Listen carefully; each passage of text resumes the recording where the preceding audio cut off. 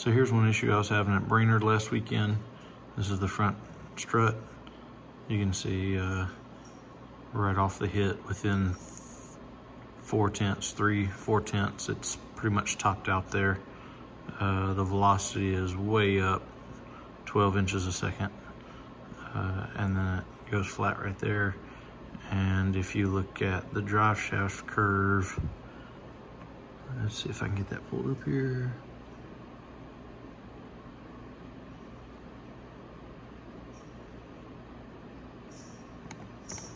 Drive shaft RPM, you can see that right there.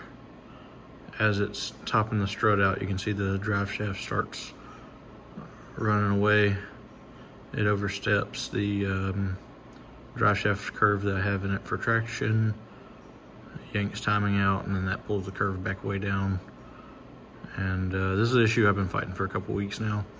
I've just been lazy and wanted to really make 2 or 3 outings with it doing that and try to combat it by other tuning solutions, other changes to the chassis, and kind of determined that I was just going to have to make a spring change on the front to get rid of this completely and try to slow the strut down a little bit.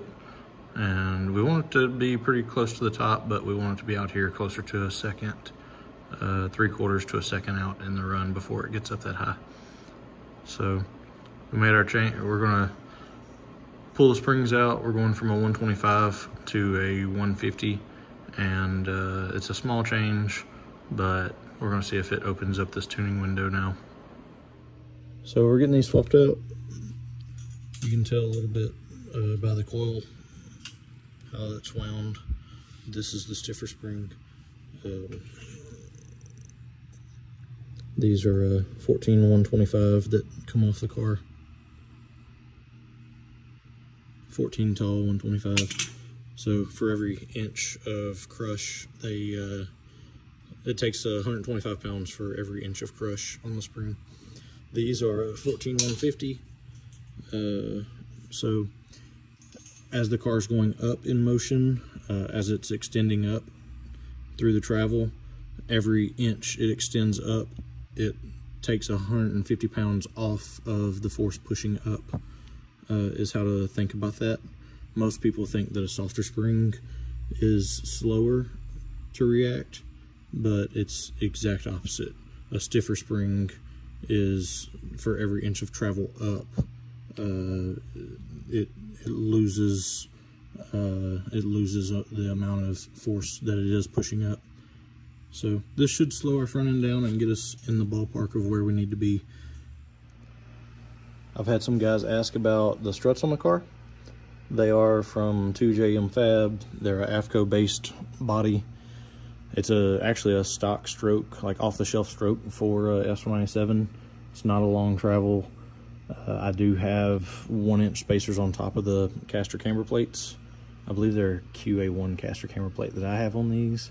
But anyways, these guys, they know their stuff when it comes to suspension. They've got some really fast asphalt, no prep street race cars out there. They've got some really, really fast radial stuff out there, more than my wallet can afford.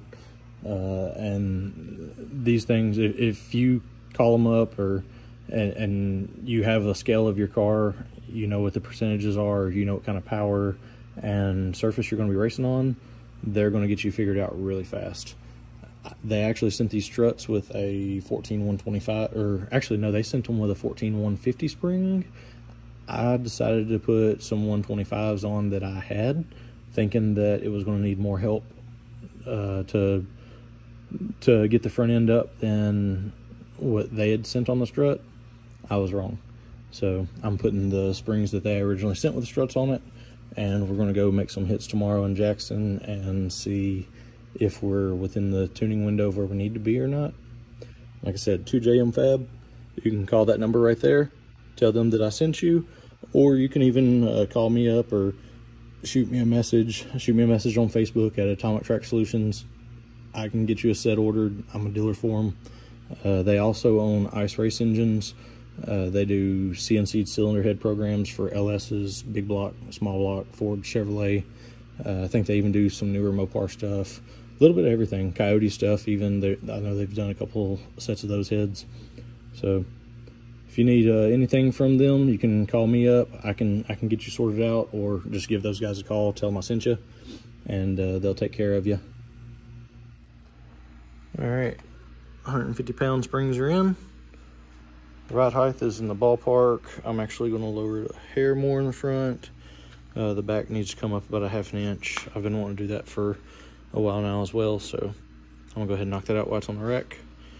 And then the next thing I'm gonna do, it won't be for the race this time, but I've got a new water manifold to replace this rigged up, welded up old water pump.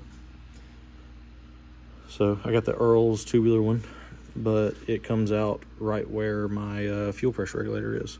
So I've got to move the regulator, and I'm afraid to open up a can of worms and not make the race if I do that. So that'll happen next week or so. And anyways, this thing's pretty much ready. I'm gonna go ahead and get the front lowered and get the back up just a hair, and she'll be ready for the race tomorrow.